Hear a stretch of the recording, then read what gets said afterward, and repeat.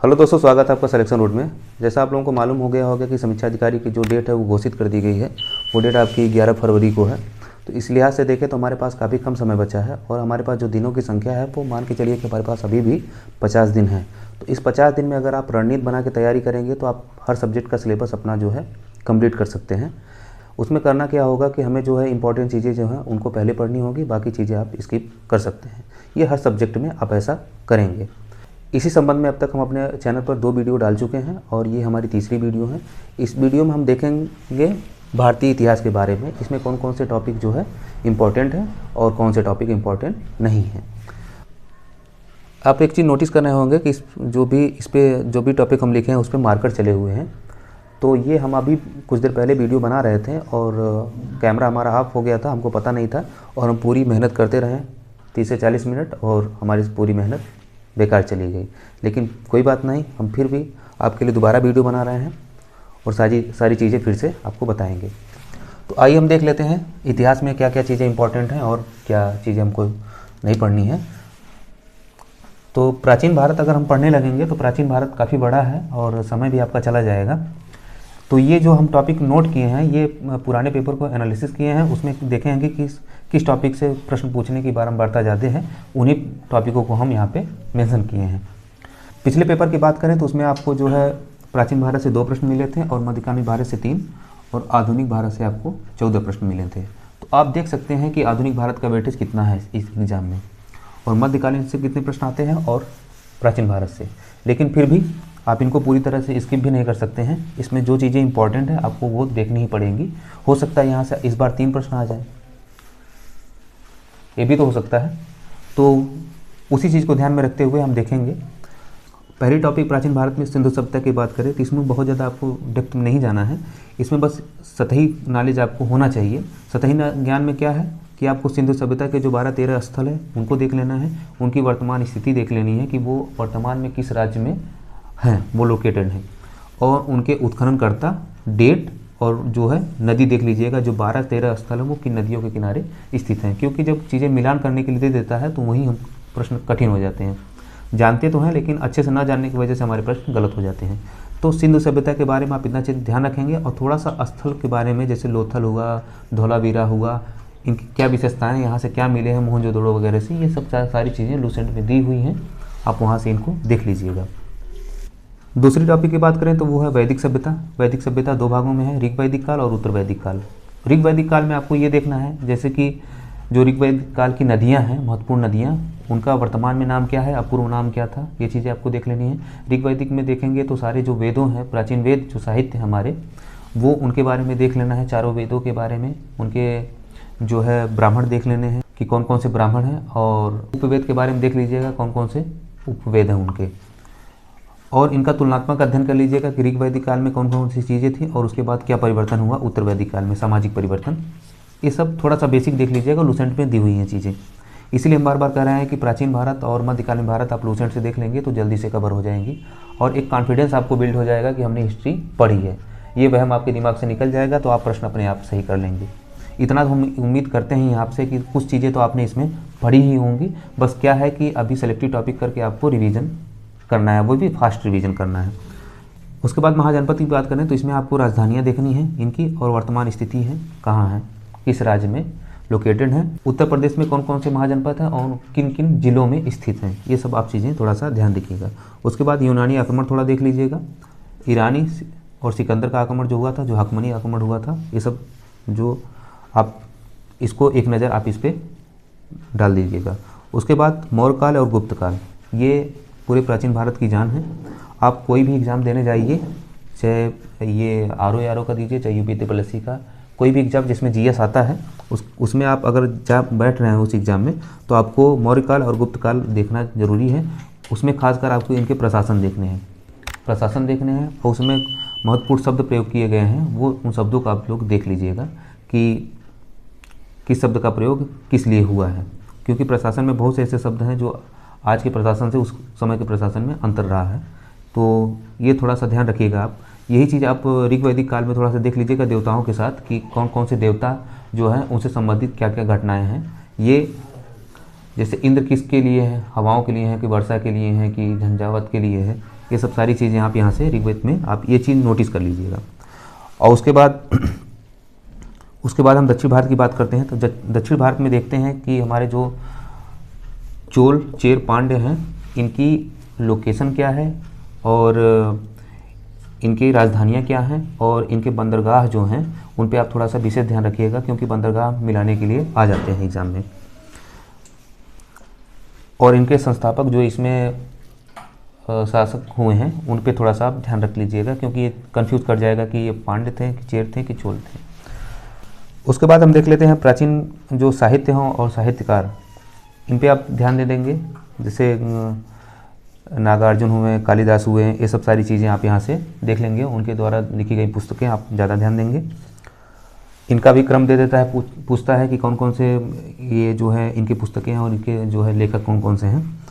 आप ये चीज़ें थोड़ा सा ध्यान रखेंगे। उसके बाद विदेशी यात्री देख लेंगे, जैसे अरबी, फारसी, चीनी जो भी यात्री आए हैं और उनका क्रम क्या रहा है और वो किस सन में आए थे, क्योंकि पिछली परीक्षाओं में जो है सन दे के पूछा था। आप ये चीज़ें विशेष करके करेंगे प्राचीन भारत में। उसके बाद देख लेते हैं धार्मिक आंदोलन। धार्मिक आंदोलन में जैसे बौद्ध और जैन धर्म। बौद्ध में क्या करना है आपको, बौद्ध संगीति पहले प्राथमिकता देनी है। उसके अध्यक्ष और उपाध्यक्ष दोनों चीज़ें आपको ध्यान रखना है। और कहाँ पे हुई थी, 4 बौद्ध संगीतियाँ हैं, उनको ध्यान रखिएगा आप। उसके बाद बुद्ध के बारे में थोड़ा देख लीजिएगा। उत्तर प्रदेश में बौद्ध धर्म से संबंधित जितने स्थान हैं आप उनको थोड़ा विशेष करके देख लीजिएगा, क्योंकि यहाँ से चीज़ें पूछने की पूरी संभावना है। उसके बाद जैन धर्म की बात करें तो जैन धर्म में जो जैन तीर्थंकर हैं आप उनके बारे में देख लीजिएगा, उनके प्रतीक देख लीजिएगा क्या है। बस इतनी चीज़ें कर लेंगे और थोड़ा सा इनके तुलनात्मक अध्ययन कर लीजिएगा कि इसमें क्या चीज़ें थी, इसमें क्या चीज़ें नहीं हैं। धर्म है ना कि दोनों में मान्यताएं अलग अलग हो सकती हैं। ये चीज़ें आप लूसेंट से कवर कर सकते हैं। अगर नहीं पूरा आपको लगेगा कि नहीं कवर हो रहा है तो आप घटना चक्र पूर्वावलोकन के देख लीजिएगा, उसमें ये टॉपिक दी हुई है। आपको लग रहा होगा कि हम थोड़ी स्पीड में पढ़ा रहे हैं, लेकिन स्पीड में इसलिए बता रहे हैं चीज़ें क्योंकि समय आपके पास भी कम है और समय हमारे पास भी कम है, तो हम कम समय में आपको सारी जानकारी देना चाहते हैं। अब बात कर लेते हैं मध्यकालीन भारत की। तो मध्यकालीन भारत में आप जो है भारत पर मुस्लिम आक्रमण जो हुए हैं उनको देख लीजिएगा, क्रम देख लीजिएगा उनका और डेट याद कर लीजिएगा। उसके बाद दिल्ली सल्तनत में जो वंश हैं ये 5, इनको आप ऐसे ही क्रम में याद रखिएगा। ये इनका यही क्रम है और इनका जो है शासनकाल देख लीजिएगा, कब से कब शासनकाल था, क्योंकि यहाँ से प्रश्न जो बनते हैं वो मिलान के तौर पे बनते हैं। मिलान वंश दे देगा, उनका जो शासनकाल दे देगा और आप मिलान करिए। ये जो प्रश्न है ये सतही प्रश्न है, ये प्रश्न आपके बिल्कुल गलत नहीं होने चाहिए। बाकी गुलाम वंश में जो शासक हैं उनका भी क्रम आपको याद रखना है। केवल क्रम ही आप देख लेंगे तो आपके ये 1-2 नंबर फिक्स हो जाएंगे। आपको डर खत्म हो जाएगा कि हमने दिल्ली सल्तनत नहीं पढ़ा है। तो और इसके बाद इसमें आप प्रशासन, साहित्य और इनके कला और स्थापत्य, इन्होंने क्या क्या निर्माण किए हैं, ये चीज़ें अगर आप देख लेंगे तीनों, तो उसमें जो शासक हैं उन शासकों को भी देख लेंगे कि उनके द्वारा क्या क्या चीज़ें निर्माण की गई हैं। तो शासक आपको अलग से नहीं पढ़ना पड़ेगा। और इनका क्रम का एक ट्रिक है, गुल खिले हैं तो सुगंध लीजिए। ये फनी लग सकता है लेकिन आपको ये क्रम भूलेगा नहीं। गुल खिले हैं तो सुगंध लीजिए। मान लीजिए गुलाम वंश हो गया, खिलजी से खिले हो गए, और तो तुगलक हो गया, तो सैयद मान लीजिए सुगंध, और लीजिए का मतलब लोधी। ठीक है, ये चीज़ें आप याद रखेंगे। उसके बाद आता है विजयनगर साम्राज्य। विजयनगर साम्राज्य में आप देखेंगे कि बहुत से यात्री आए थे देवराय के समय में और अन्य तमाम शासक हैं, तो वो चीज़ें आप देख लीजिएगा कि शासक में कौन सा यात्री आया था। विजयनगर साम्राज्य के बारे में इतना आप देखेंगे। बहमनी साम्राज्य जो है इसमें अनेक वंश थे, ठीक है, उन वंशों को देख लीजिएगा, उनके संस्थापक क्या हैं। ये चीज़ें आपको छोटी लगेंगी लेकिन इंपॉर्टेंट हैं। यहाँ से जब प्रश्न आपको डायरेक्टली मिल जाएंगे तो आप वहीं पे सर पकड़ के बैठेंगे। इसलिए हम बता रहे हैं, आपको बार बार जोर दे रहे हैं कि इनके जो सतही चीज़ें हैं आप उनको विशेष ध्यान रखिएगा। देखिए, अगर मान के चलते हैं अगर 20 प्रश्न हिस्ट्री से टोटल आते हैं तो इसमें कम से कम आपके 12 से 14 प्रश्न ऐसे होंगे जो आप कर सकते हैं लूसेंट और घटना चक्र के माध्यम से। बाकी 6 प्रश्न या 5 प्रश्न जो भी हैं वो डीप में जाके पूछेगा तो सबके लिए कठिन होगा। हम कहते हैं ना कि अगर मान लीजिए कट ऑफ आपकी 130 जा रही है तो 200 में 70 प्रश्न तो ऐसे हैं ना कि जो कोई नहीं कर रहा है, तो आप 130 प्रश्नों पे ध्यान दीजिए ना कि 70 प्रश्न में। हम बोले हैं ना 140 प्रश्न मान लीजिए जीएस के आ रहे हैं अगर 140 प्रश्न जीएस के हैं, 140 प्रश्न, तो इसमें करना कितना है आपको, 70 से 80 प्रश्न का आपका टारगेट होना चाहिए। बाकी जो मान के चलिए कि आप 60 प्रश्न छोड़ रहे हैं, वो क्या है, वो तो कठिन प्रश्न ही है ना, वो हिस्ट्री से कठिन होंगे, आपके करंट से कठिन होंगे, और बाकी जो साइंस वाले पोर्शन हो गए और भी जैसे ज्योग्राफी से हुए, वो सारे प्रश्न इसी में होंगे ना, 2-3 करके आप छोड़ देंगे। तो आपका टारगेट ये होना चाहिए। ये टारगेट तभी पूरा होगा जब ये थोड़े बेसिक चीज़ें आप पढ़ लेंगे। ठीक है, तो उम्मीद करता हूँ कि आप ये इन सारी चीज़ों पर ध्यान देंगे। और उसके बाद हम देख लेते हैं ये मुगल काल की बात करें तो इसमें बाबर, हुमायूं, शेरशाह, अकबर, जहांगीर, शाहजहां, औरंगजेब, इनके बारे में पूरा डिटेल पढ़ेंगे तो समय ज़्यादा जाएगा। इसमें क्या देखना है कि पहले तो आप इनका शासनकाल देख लेंगे, कब कब ये शासन किए हैं, इनका क्रम क्या है। पहला प्रश्न तो यही बनता है आपका। और उसके बाद इसमें कुछ लोगों की कुछ उपाधियाँ होंगी, वो देख लेंगे, उपनाम होंगे, वो चीज़ें आप देख लेंगे। इनके कुछ प्रमुख युद्ध हैं, युद्ध पे ज़्यादा ध्यान देंगे। इनकी प्रशासन, अब प्रशासन में क्या क्या चीज़ें हैं, कौन कौन नई चीज नियम लागू किया था। और उसके बाद साहित्य और कला स्थापत्य इन्होंने जो निर्माण किए हैं, ये चीज़ें कला स्थापत्य देखेंगे। ये सबसे आसान पढ़ने का तरीका ये है कि आप घटाचक्र पूर्वावलोकन देखेंगे, तो उसमें जो है मुगल काल का जो है कला और स्थापत्य दे दिया, मुगल काल साहित्य दे दिया, मुगल काल का प्रशासन दे दिया है। आप एक एक पेज है वहाँ से आप चीज़ें कवर कर लेंगे, तो इनके बारे में एक एक करके पढ़ना नहीं पड़ेगा आपको। अब यहाँ से चीज़ें जल्दी कवर कर लेंगे। उसके बाद अब बात आती है सिख संप्रदाय की। तो सिख संप्रदाय में जो गुरु हुए हैं, जैसे गुरु अर्जुन देव, गुरु तेग बहादुर, नानक, इनके बारे में आप थोड़ा सा देख लीजिएगा, इनका क्रम देख लीजिएगा। और इन गुरुओं का संबंध इस मुगल काल में किस किस शासक से रहा है, ये चीज़ें आप ज़्यादा ध्यान देंगे, और ये चीज़ें मिलेंगी आपको लुसेंट में। उसके बाद बात कर लेते हैं मराठा की। मराठा में आपको शिवाजी, संभाजी, राजाराम और शिवाजी दिल्ली पर ज़्यादा ध्यान देना है। और जो आंग्ल मराठा युद्ध हुए हैं उन पे आप थोड़ा सा फोकस कर लीजिएगा। उसके बाद देखेंगे तो इधर आंग्ल मैसूर युद्ध हुए हैं, आंग्ल कर्नाटक युद्ध हुए हैं, तो उन युद्धों को आप एक जगह नोट कर लीजिएगा। जैसे 3-4 करके हैं, 4 मान लीजिए मैसूर में है और मराठा है, 3-4 उसके बाद कर्नाटक हैं, तो ऐसे करके आप चीज़ें नोट करके उनको याद कर लेंगे। ये थोड़ा सा आप फास्ट करेंगे, आप समय जाया ना करेंगे। एक बार अगर हिस्ट्री उठा रहे हैं तो एक दिन हिस्ट्री मान लीजिए, तो ये सारी चीज़ें आप नोट डाउन करिए। देखिए, सफलता पाने के लिए थोड़ी मेहनत आपको ज़रूर करनी पड़ेगी, और ये सफलता छोटी सफलता नहीं होगी। आप बी ग्रुप की नौकरी पा रहे हैं उत्तर प्रदेश में, राजपत्रित अधिकारी बनने का आपके पास एक मौका है, तो इतना आपको मेहनत करना पड़ेगा। और मेहनत करने में आपको पता है मज़ा तो आती नहीं है, सुकून तब मिलता है जब आप मेहनत करके नौकरी पा लेंगे, तब आपको सुकून मिलेगा।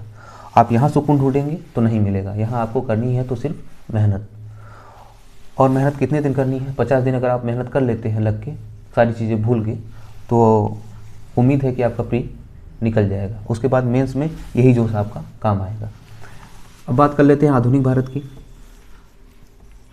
आधुनिक भारत में देखेंगे आपको यूरोपीय कंपनियों का आगमन देखना है। तो यूरोपीय कंपनियों का पहली बात आगमन है, आप क्रम देख लेंगे कब कब कौन सी कंपनियां आई थी। बेसिक प्रश्न तो यहीं से बनता है। उसके बाद ये कंपनियां पहले अपनी जो है फैक्ट्री कहाँ पे स्थापित की, पहले इनकी पहली फैक्ट्री कहाँ पे स्थापित हुई, और उस समय वहाँ का शासक कौन था। ये जो हम मुगल काल में, इस समय तो यही चल रहा है ना, वो देख लेंगे कि किसके शासनकाल में ये लोग आए थे और इनकी पहली कंपनी कब स्थापित हुई, किससे इन्होंने परमिशन लिया। ये सब चीज़ें आपको इसमें ध्यान रखनी है। उसके बाद ईस्ट इंडिया कंपनी और उनके नवाब देख लेंगे।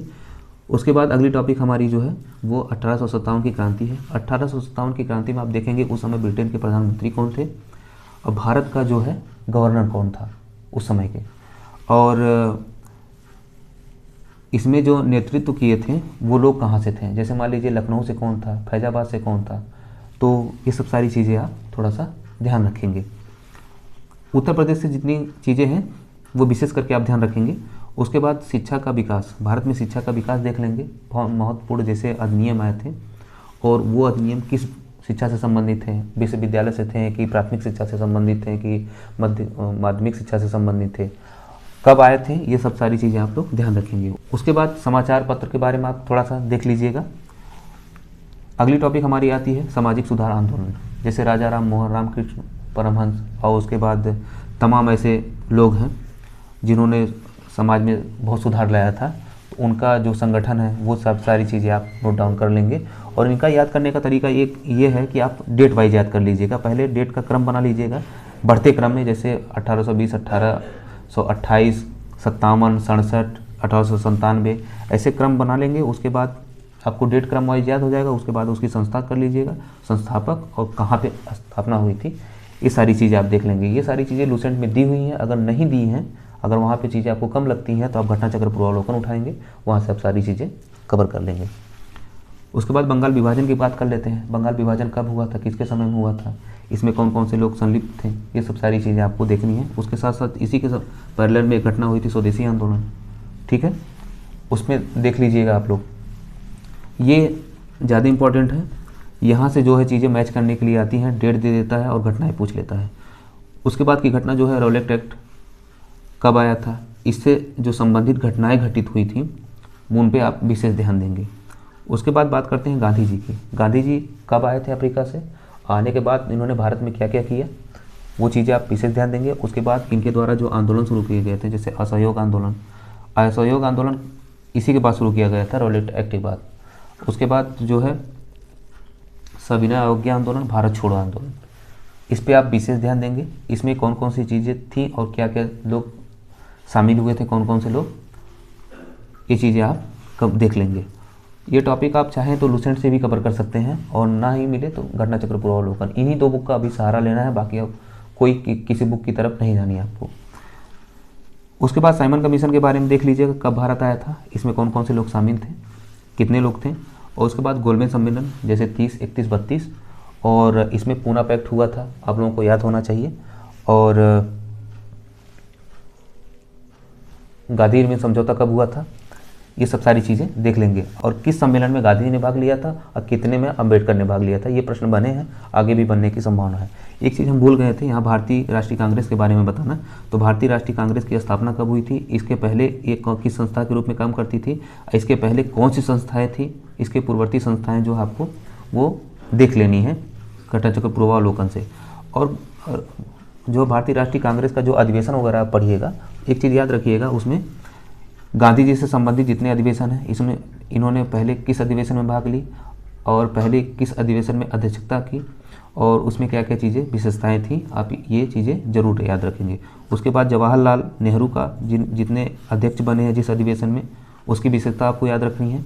और उसके बाद जो है CR दास जो हैं, उनके द्वारा प्रथम मुस्लिम, प्रथम अंग्रेज, उसके बाद तिलक ने किस में भाग लिया था, और प्रथम महिला, प्रथम भारतीय महिला, ये सब सारी चीज़ें आप इस पे विशेष ध्यान रखेंगे, उनकी विशेषताएं याद रख लेंगे। उसके बाद दो चीज़ें आप और याद रखेंगे, जब इनका विभाजन हुआ था गर्म दल और नरम दल का, उसके बाद एक घटना जब इनका मिलन हुआ लखनऊ पैक्ट में 2016 में, और 1916 में, उस समय अध्यक्षता किसने की थी। और उसके बाद एक और आता है त्रिपुरी संकट। ये तीन जो घटनाएं हैं भारतीय राष्ट्रीय आंदोलन में, भारतीय राष्ट्रीय कांग्रेस जो अधिवेशन हो रहे थे, इसमें तीन घटनाओं के बारे में आप थोड़ा डिटेल में पढ़ लीजिएगा। उसके बाद बात आती है क्रिप्स मिशन और कैबिनेट मिशन। ये कब आया था, अध्यक्ष कौन थे, कितने लोग शामिल थे, और इनका प्रमुख उद्देश्य क्या था, ये सब सारी चीज़ें आप थोड़ा सा सतही तौर पे ध्यान रखिएगा। उसके बाद अंतरिम सरकार का गठन कब हुआ था, कितने लोग शामिल थे, और कब, और इन जो अंतरिम सरकार का गठन हो गया था इसमें किसको कौन सा विभाग दिया गया था, ये सब चीज़ें आप थोड़ा सा ध्यान रखिएगा। उसके बाद पत्र पत्रिका और उनके लेखक, जैसे मान लीजिए जवाहरलाल नेहरू की पुस्तक पूछ लेगा, CR दास की पूछ लेगा, तिलक की पूछ लेगा, गांधी की पूछ लेगा, अम्बेडकर की पूछ लेगा, ज्योतिबा फुले की पूछ लेगा।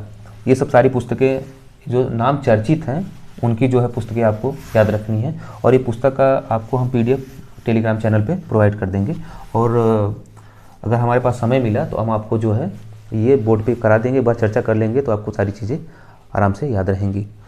तो इतनी ही चीज़ें थी इतिहास में जो आपको, ये टॉपिक इंपॉर्टेंट है, इसको छोड़ना नहीं है। बाकी टॉपिक आप इसके भी कर सकते हैं, लेकिन अगर इतिहास पढ़ रहे हैं तो पहली प्राथमिकता इन टॉपिक पे आपको देनी होगी।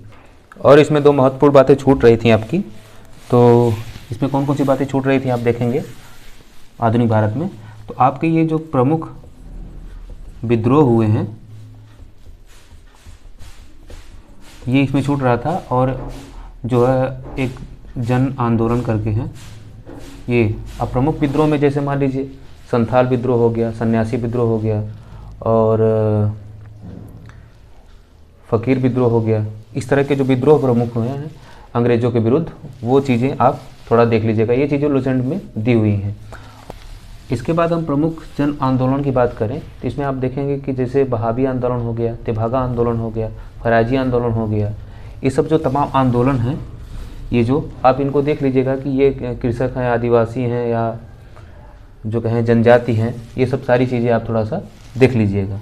ये इंपॉर्टेंट चीज़ें ये छूट रही थी। और इसमें आप एक चीज़ हम बताना भूल गए थे, इसमें आप जब भी आप अकबर और औरंगजेब पढ़िएगा, इनका तुलनात्मक अध्ययन करिएगा। ऐसे चार्ट बना लीजिएगा, दो पार्ट में कर लीजिएगा। इधर अकबर लिख लीजिएगा, इधर औरंगजेब, और इनकी जो प्रमुख घटनाएं हैं, क्या क्या इनके साथ हुई हैं, ये क्या क्या सुधार किए थे, क्या क्या कौन से नियम लाए थे, वो सारी चीज़ें आप इसमें कर लीजिएगा। उसके बाद जैसे अलाउद्दीन खिलजी और फिरोज शाह तुगलक पढ़िएगा, तो उनमें ये चीज़ें देख लीजिएगा। इनमें भी तुलनात्मक अध्ययन करके आप ज़रूर देखिएगा। उसके बाद बौद्ध में देखेंगे तो तमाम ऐसे मठ हैं जो बौद्ध धर्म से संबंधित हैं, तो इनको आप एक बार देख लीजिएगा। ये सारी चीज़ें जो हैं लुसेंट में दी हुई हैं, तो आप इतना चीज़ें ईमानदारी से कर लीजिएगा। तो आज की वीडियो में हमने इतिहास की बातें कर ली। अगली जब वीडियो बनाएंगे उसमें आपका भूगोल और राज्य व्यवस्था और अर्थव्यवस्था के बारे में चर्चा कर लेंगे, कौन कौन से टॉपिक इम्पोर्टेंट हैं। तो उम्मीद है आपको हमारी बात पूरी समझ में आई होगी। अगर आपको वीडियो अच्छी लगती है, मेरे द्वारा जो जानकारी दी जाती है वो समझ में आती है, तो आप चैनल को लाइक, शेयर, सब्सक्राइब करिएगा। और कोई सुझाव होगा तो आप कमेंट बॉक्स आपके लिए खुला है, आप उसमें कुछ भी हमसे पूछ सकते हैं, अपनी बातें रख सकते हैं, उसका हम जवाब देने की आपको कोशिश करेंगे। ठीक है, मिलते हैं हम अपनी अगली वीडियो में। तब तक के लिए नमस्कार।